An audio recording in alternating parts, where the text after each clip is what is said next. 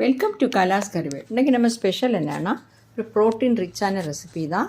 Wait லாஸுக்கு ரொம்ப நல்லது. கட்டாயம் நீங்கள் ட்ரை பண்ணி பாருங்கள். இது வந்து கொண்டக்கடலை வச்சு தான் நாம் இன்றைக்கி பண்ண போகிறோம். ரொம்ப அருமையாக இருக்கும். கிறிஸ்பியாகவும் பண்ணலாம். ஓகே, நான் இன்றைக்கி சட்னி சாம்பார் பண்ணியிருக்கிறேன். உங்களுக்கு விருப்பமுள்ள எது சட்னி வச்சு வேணாலும் சாப்பிட்லாம். சட்னி வந்து இதுக்கு நல்ல ஒரு காம்பினேஷன். அப்போ இந்த ப்ரோட்டீன் ரிச் தோசை எப்படி பண்ணுறதுங்கிறது பார்க்கலாம் வாங்க. அதுக்காக நான் ஒரு பவுல் எடுத்துருக்கிறேன். இப்போ வந்து இந்த பவுலில் நான் ஒரு கப்பு கொண்டக்கடலை சேர்க்குறேன். இது கூட வந்து நாம் இப்போ ஒரு அரை கப்பு பயத்தம்பருப்பு சேர்க்கலாம். நம்ம வந்து இந்த கொண்டக்கடலை தோசை கொஞ்சம் வெரைட்டியாக தான் பண்ணுறோம். அதுக்கு வந்து நான் ஒரு அரை கப்பு பயத்தம்பருப்பு சேர்க்குறேன். இது கூட வந்து நாம் இப்போ ஒரு 1/4 கப்பு உளுந்து சேர்க்கலாம்.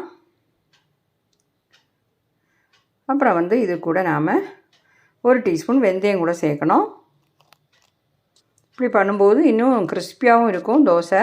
இந்த கொண்டக்கடலை மட்டும் வச்சே நம்ம பண்ணலாம் தோசை. முன்னால் ஒரு வீடியோ நான் அப்படி பண்ணியிருக்கிறேன், கொஞ்சமாக அரிசி சேர்த்து. ஆனால் இப்போ அரிசி கம்ப்ளீட் நம்ம சேர்க்கலை. பாருங்கள், 1 டீஸ்பூன் வெந்தயம் சேர்க்குறேன். நல்லா வாஷ் பண்ணிவிட்டு இதை வந்து ஊற வச்சிடலாம். குறைஞ்சது 8 மணி நேரம் ஊற வைக்கணும். இப்போ நான் வந்து ஓவர் நைட் ஊற வைக்கிறேன். காலையில் வந்து நாம் பண்ணுறதுக்காக தான். ஓகே, இருக்கட்டும், ஊறட்டும். பிரேக்ஃபாஸ்ட் பண்ணுறதுக்காக தான் நான் ஊற வச்சுருக்கிறேன். பாருங்கள், காலையில் ஆகிடுச்சு. நம்ம திறந்து பார்க்கலாம். நல்லா ஊறிடுச்சு. இதை வந்து மிக்ஸி ஜாரில் போட்டு அரைச்சிடலாம். கிரைண்டரில் முடியும்னா நீங்கள் கிரைண்டரில் போட்டு அரைச்சிக்கோங்க. நான் வந்து இப்போ கொஞ்சமாக தானே இருக்குது, அதனால் நான் 2 ட்ரிப்பாக மிக்ஸி ஜாரில் போட்டு அரைச்சி எடுத்துடுறேன்.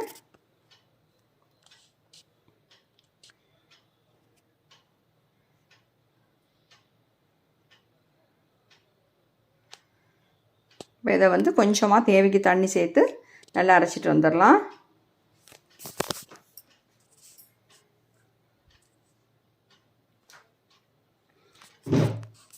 பாருங்கள், நான் இந்த மாதிரி அரைச்சி எடுத்துருக்கிறேன்.